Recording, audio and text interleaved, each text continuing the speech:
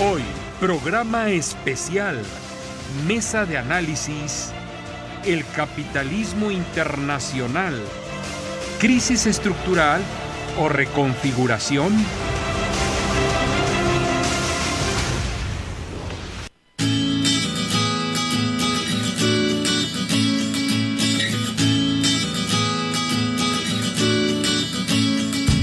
Si escucha una opinión, dato o corriente de pensamiento y le genera una reflexión, está usted escuchando Puntos Suspensivos. Puntos Suspensivos.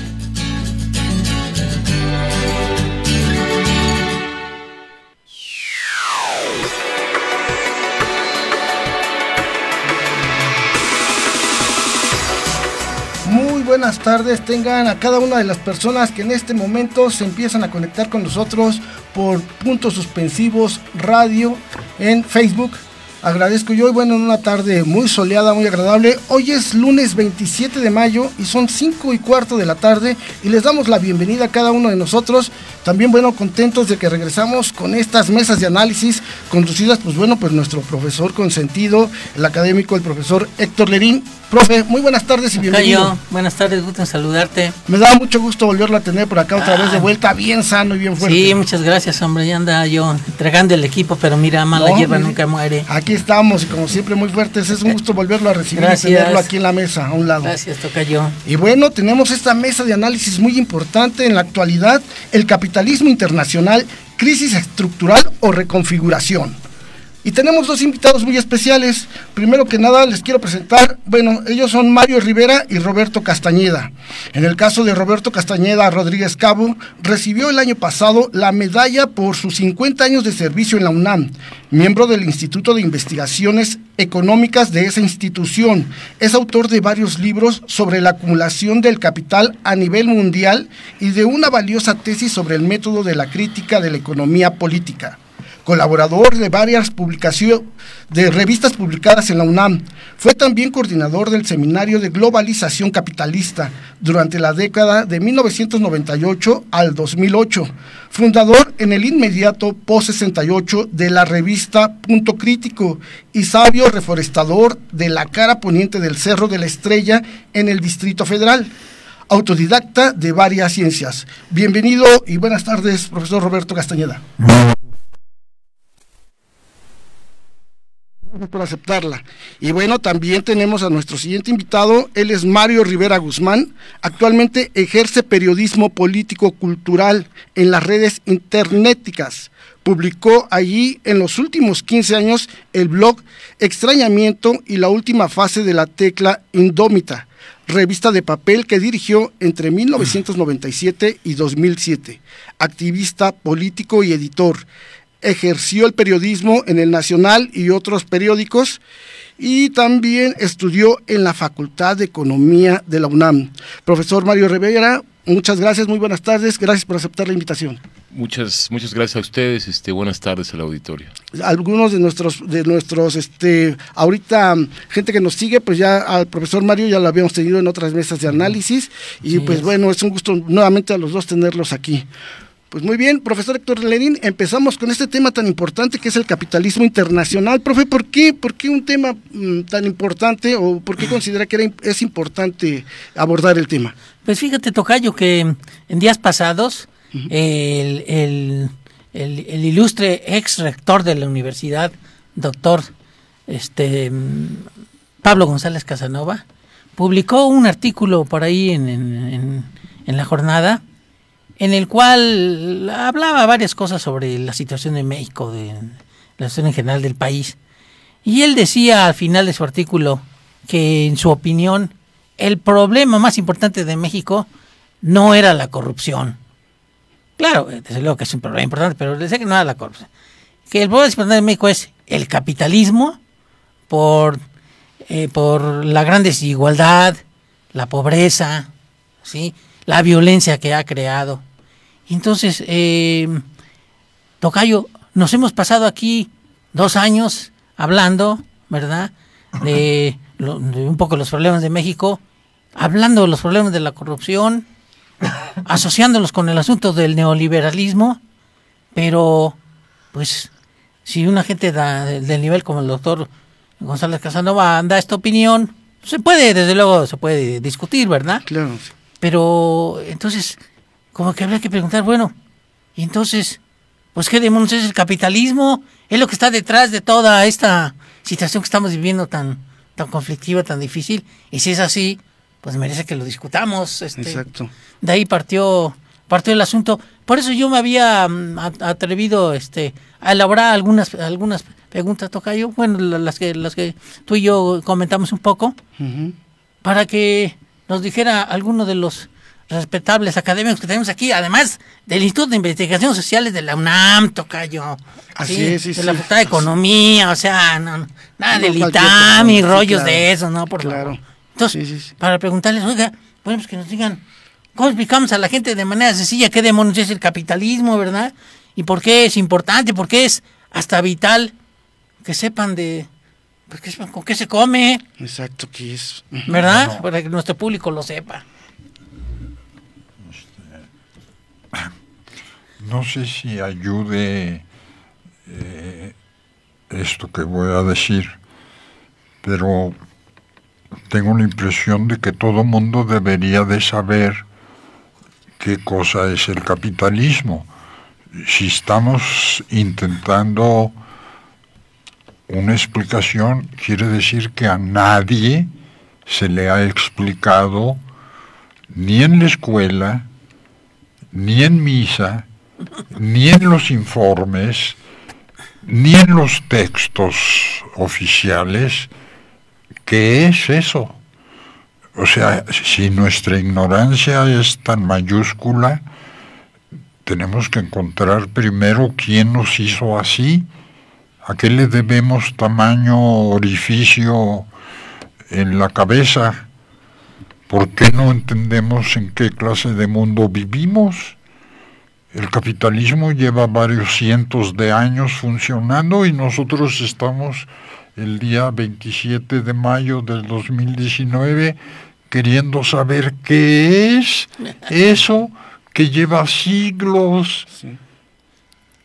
Si lleva siglos ya todos deberíamos de saberlo, me parece. Por lo menos debería de estar en el plan de estudios de primaria. ¿Verdad? Que los niños antes de salir a trabajar les avisaran que hay dos sopas, una trabajando y otra acumulando capital, que se puede ser capitalista o se puede ser trabajador, que unos se hacen pobres y otros se hacen ricos, que si es uno trabajador puede sobrevivir y tener una vida más o menos pobre, más o menos miserable, más o menos rodeada de carencias, y al revés, que si se dedica uno a acumular capital, pues irá teniendo cada vez más satisfechas sus necesidades, sus caprichos, sus lujos, sus arrebatos, sus locuras, lo que se le antoje. Entonces hay dos maneras de explicar el capitalismo. Desde el capital lo hace la economía burguesa, desde el trabajo lo hace el marxismo. ¿Cuál quieren que platiquemos? ¿Cuál les gusta? Todo esto cayó.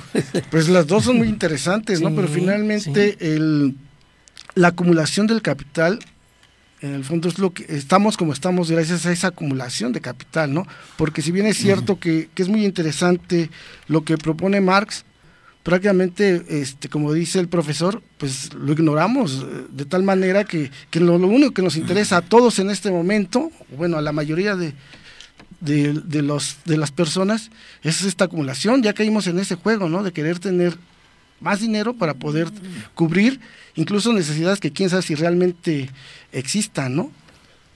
Bueno, pero déjame volver a decirlo más claro. Hay las necesidades del trabajador que pretende seguir viviendo mañana, pasado y los días siguientes. Y hay las necesidades del capital que pretende tener otro millón este año, otros 5 el año que entra, otros 20 el que sigue y otros 50 más adelante. Son distintos. Uno lo estudia la economía burguesa, otro lo estudia la economía antiburguesa. Esa economía antiburguesa no se conoce porque está prohibida desde que tenemos Guerra Fría y tenemos lucha de clases a escala mundial.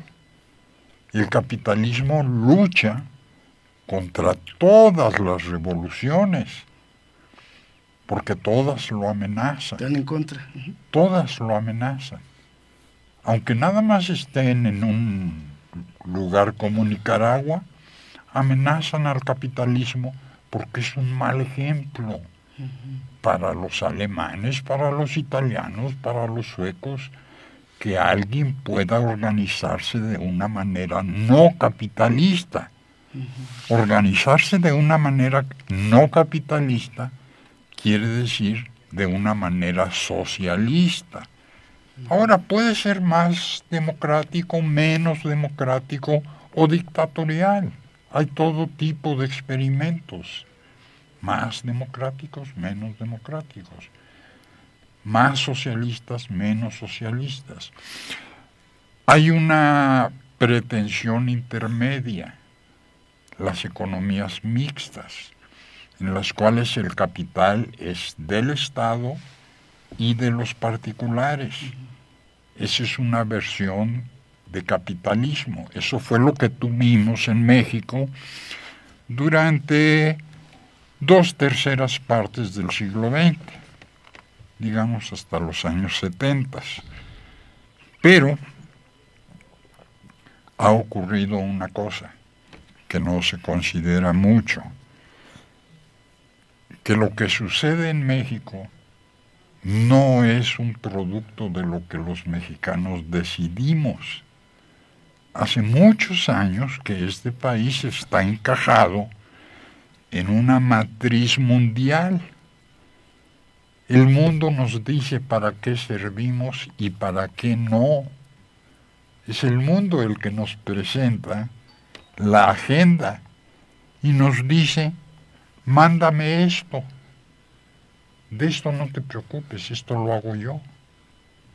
El imperio nos dice, ustedes no se metan ni en esto, ni en esto, ni en esto. Eso no es asunto de pueblos coloniales o neocoloniales. Eso es cosa de imperios. Entonces, como aquí no se habla de eso en México, porque el imperialismo es una cosa fea de la que no hay que hablar para no molestar. Hay que portarse bien, ¿me entiendes? Bueno, pero aquí yo no me voy a portar bien. Prefiero portarme mal y hablar de cosas feas. Bueno, entonces vamos a seguir hablando, pero de cosas feas. Vamos a seguir hablando de cosas feas. Yo quisiera, respecto a la pregunta que hace Héctor, y en función de lo que dejó elaborado Marx, que a pesar de estar prohibido, algunos le metimos un poco el diente.